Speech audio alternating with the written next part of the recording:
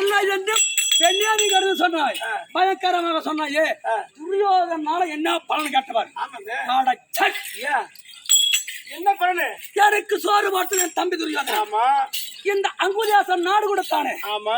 நாடு கொடுத்து என் தம்பி துரியோதன். உண்மைதான். இந்த முடி கொடுத்தாம அது என் தம்பி கொடுத்தது. அட உனக்கு சோறு படுது, எனக்கு சோறு படுது, பிள்ளைக்கு சோறு படுது.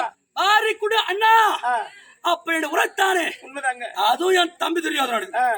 உன்னை எனக்கு திருமணம் செய்து வச்சானே. சரி. யார் வச்சான்? அவருதான் துரியோதனன் தான். அப்ப உனக்கு சோறு போட்டவன் துரியோதனன். துரியோதனன் தான். திருமணம் கொடுத்தவன் துரியோதனன். நாடு கொடுத்தவன் துரியோதனன். அவனால என்ன பலன் கேக்குறேன். அட சச். ஏய் அடி என் அடி பெண்ணே உன் சிந்தாரான்.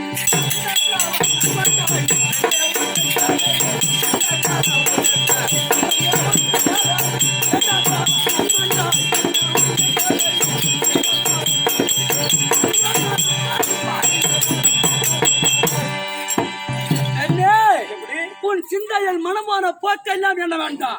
உன் மனசில் நினைச்சபடிலாம் என்ன வேண்டாம். டேய் சுவாமி, மனசில் நினைச்சபடிலாம் என்ன வேண்டாம். அவன் என்னத்தை பத்தி பேச வேண்டாம். நான் எப்பேற்பட்டவன். அந்த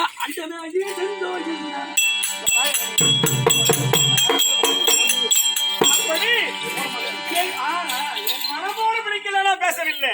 எப்படி தெரியுமா நீங்க இருக்கீங்க? அவன் எப்படி வச்சிருக்கிறாங்க உங்களுக்கு தெரியா இருக்கிறது. நான் மீதிலேறி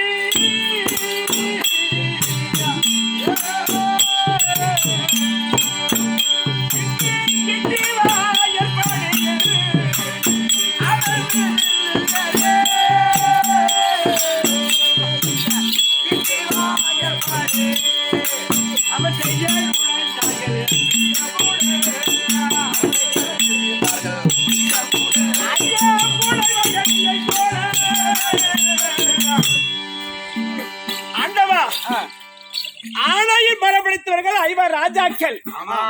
நீங்கள் பஞ்சாப் மாநிலத்தில் எப்படி திரும்ப இருக்கிறீர்கள்? எப்படி 5 ராஜாக்களும் சென்றால் பெருத்த நாட்டு அரசனாக இருக்கலாம்.